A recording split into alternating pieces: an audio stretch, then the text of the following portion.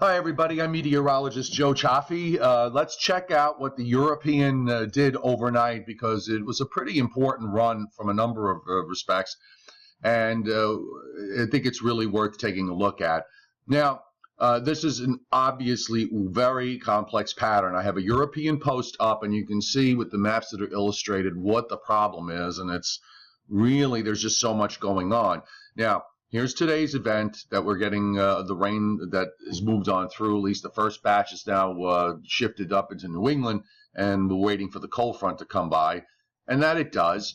And you can see the block here that's developing. Now, clipper number one, or system number one, we'll call it the clipper, that'll come through here on Tuesday night into Wednesday. It's still a pretty strong system, though it doesn't dig the way it was indicated to do just a few days ago. But I still think that this disturbance is strong enough that it could produce a period of snow or flurries that may wind up leaving a coating to an inch or so in some places. This would be Tuesday night into Wednesday morning. Cheap thrill is usually how I define that.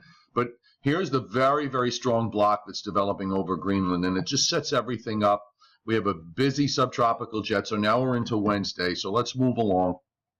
And we have what appears to be the first of three disturbances. Here's the first one here. You can just pick it out here in the jet. Here's the second one coming into California. Here's the third one here. We have a polar vortex complex that's developing. That clipper lifts up, and this is very important, is that clipper lifts up and intensifies into what we often refer to as the 50-50 low. When you have a blocking pattern, what favors snowstorms is to have a strong vortex somewhere near 50 north and 50 west with a block across the top, because that causes everything to shift southward and produces storm development pretty much right in our backyard, but you know, how far north, how far south, all those variables. Now you can see this arm that extends back through here. The disturbances are moving along. So now we're into Friday. Here's the lead one that's coming out of the southwest.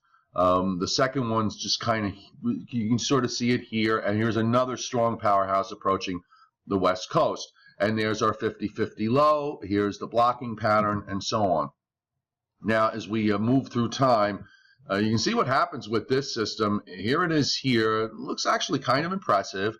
And by the way, this was the system that the European, at one run, made into a major storm. Then it had it moving out well offshore yesterday. Now it's got a weaker system that's going to be lifting up. So you can see how much this model has changed over time, and the other ones have been just as volatile. But this is starting to at least gaining a sense of consistency here. Now we're into Saturday night. That lead disturbance is here.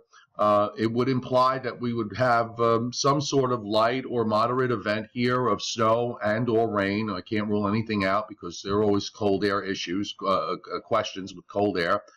Now we have the 50-50 low. There's a bit of an extension here that's forming near Lake Winnipeg, and we have a strong second powerhouse jet.